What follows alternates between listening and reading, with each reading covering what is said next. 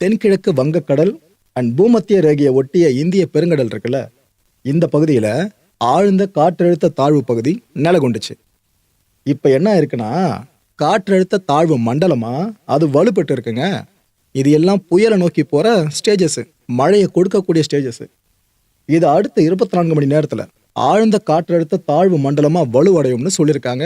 கேரண்டியா சொல்லியிருக்காங்க. இந்த முறை மேற்கு வடமேற்கு திசையை நோக்கி இது நகரம் அப்படின்றாங்க. இட் மீன்ஸ் தென்மேற்கு வங்கக்கடல் இருக்குல்ல, இந்த பகுதிகளில் இது நகரக்கூடும்னு சொல்றாங்க.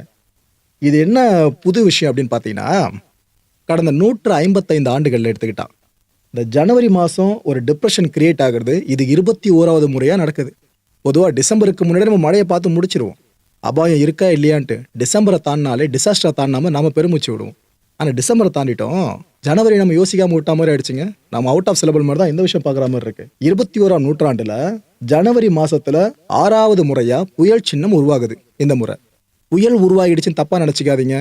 புயல்னா பட்டுன்னு உருவாகிடாதுல, தாழ்வு பகுதி அதுன்னு ஒரு ஸ்டேஜா போயிட்டு கடைசியில நிற்கும் பார்த்தீங்கன்னா புயல்னு. ஸோ இப்போ தாழ்வுன்ற ஒரு விஷயம் வந்துட்டாலே புயல் சின்னமா கன்சிடர் பண்ணுவாங்க. அதை தான் சொல்றாங்க. இதுக்கு முன்னாடி 5 புயல் சின்னங்கள் உருவாச்சுல ஜனவரி மாதங்கள்ல. ஏன்னா இப்போ 6வதுன்னு சொல்லிட்டேன் 21ஆம் நூற்றாண்டுல. இதுக்கு முன்னாடி 5 முறை உருவாச்சு பார்த்தீங்களா, அந்த இயர்லி வைஸ் உங்களுக்கு சொல்லிடுறேன். 2023ஆம் வருஷம் காற்றழுத்த தாழ்வு மண்டலம் ஜனவரி மாதம் உருவாச்சு.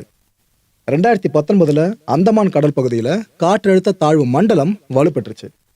2014 இலங்கையை ஒட்டிய தென்மேற்கு வங்கக்கடல்ல காற்றழுத்த தாழ்வு மண்டலம் உருவானதை பார்த்துருந்தோம். 2006 குமரி கடல்ல காற்றழுத்த தாழ்வு மண்டலம் ஜனவரி மாச வாக்கில் உருவாச்சு. 2005வது வருஷம் தெற்கு வங்கக்கடல்ல புயல் உருவாகுச்சு. ஆனா பாதிப்பு எதுவும் ஏற்படுத்தலைங்க, செயலிழந்து போயிடுச்சு. ஸோ இதுக்கு முன்னாடி 5 பார்த்துட்டோமா, 21ஆம் நூற்றாண்டு பேஸ் பண்ணி இப்போ 6வது 2026 நாம இப்போ பார்க்குறோம். இதை தாண்டி இன்னொரு அப்டேட்டையும் கொடுத்துட்றேன்.